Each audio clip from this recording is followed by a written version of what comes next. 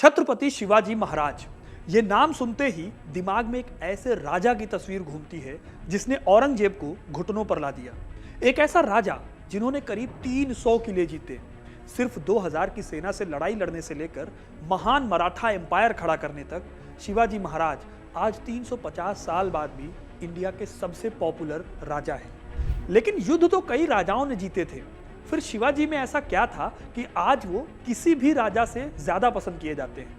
आज के इस वीडियो में आपको पता चलेगा छत्रपति शिवाजी महाराज की उन 7 क्वालिटीज के बारे में जो उन्हें भारत के महान राजाओं की लिस्ट में सबसे आगे खड़ा करती हैं। और ये बातें आपके लिए बहुत जरूरी हैं, क्योंकि अपना इतिहास नहीं जानोगे तो खुद को कैसे पहचानोगे।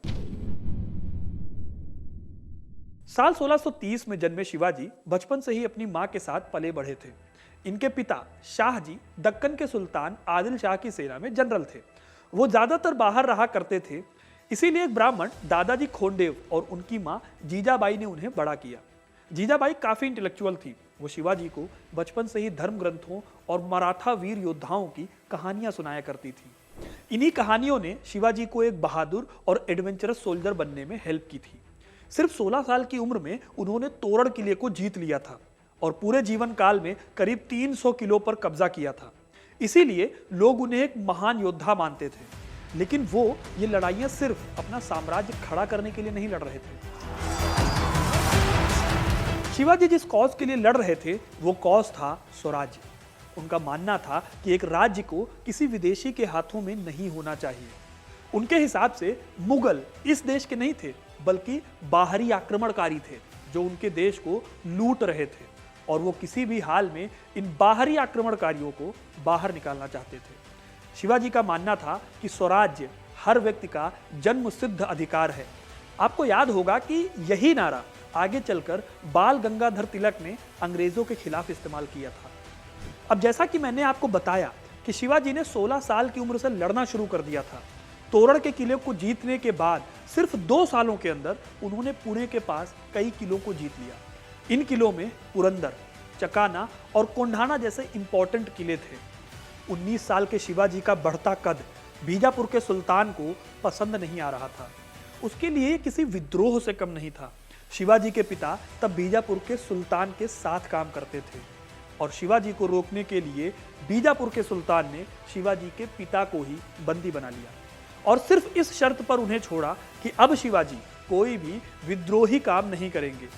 अपने पिता को बचाने के लिए उन्होंने आने वाले 6 सालों तक किसी भी किले पर हमला नहीं किया। लेकिन शिवाजी रुके नहीं थे। शिवाजी एक बेहतरीन वॉर स्ट्रेटेजिस्ट थे। इन 6 सालों में उन्होंने अपनी आर्मी और जीते हुए किलों को स्ट्रॉन्ग करने पर फोकस किया। उन्हें सिर्फ 2000 की सेना मिली थी, जिसे उन्होंने बहुत जल्दी 10,000 तक पहुंचा दिया। शिवाजी अपने सैनिकों की ट्रेनिंग पर पूरा ध्यान देते थे। मराठा सेना घात लगाकर अटैक करती थी और फिर पहाड़ों में छिप जाती थी। इसी वजह से औरंगजेब उन्हें पहाड़ी चूहा भी कहा करता था। इसी टेक्निक को गुरिल्ला युद्ध कहा जाता था, जिसके फादर शिवाजी माने जाते हैं। जब वो अपने किलों और अपनी सेना को लेकर कॉन्फिडेंट हो गए तो उन्होंने फिर से अपनी लड़ाइयां शुरू कर दी। सिर्फ आदिल शाह ही नहीं, बल्कि मुगल बादशाह औरंगजेब भी शिवाजी की बढ़ती ताकत से परेशान था। 1657 में पहली बार मुगलों और शिवाजी के बीच लड़ाई हुई। इस युद्ध में शिवाजी हार गए, लेकिन उनकी मुगलों से जंग कभी नहीं रुकी। यह वो दौर था जब मुगलों में बादशाह बनने की लड़ाई चल रही थी। इसीलिए औरंगजेब शिवाजी की बढ़ती ताकत पर बहुत ज्यादा ध्यान नहीं दे रहा था। लेकिन शिवाजी के सामने औरंगजेब से अलग एक नया चैलेंज आने वाला था। ठीक इसी टाइम पर बीजापुर के आदिल शाह ने शिवाजी को खत्म करने के लिए अपने सबसे खूंखार सेनापति अफजल खान को भेजा। उसके पास हजारों की सेना थी। अफजल खान ने शिवाजी को मारने के लिए पूरी प्लानिंग कर ली थी। उसने उन्हें युद्ध से पहले एक मीटिंग के लिए बुलाया। शिवाजी ने इस मीटिंग से पहले ऐसे दिखाया जैसे कि वो अफजल खान से घबरा गए हैं। अफजल को लगा कि उनकी जो ट्रिक है वो काम कर रही है। फिर जब प्रतापगढ़ के किले में वो अफजल से मिले तो अफजल खान ने शिवाजी पर हमला कर दिया। लेकिन शिवाजी पहले से ही ऐसी किसी अनहोनी के लिए तैयार थे। अफजल के हमले से बचने के लिए उन्होंने पहले से अपने कपड़ों के नीचे पट्टा पहन रखा था।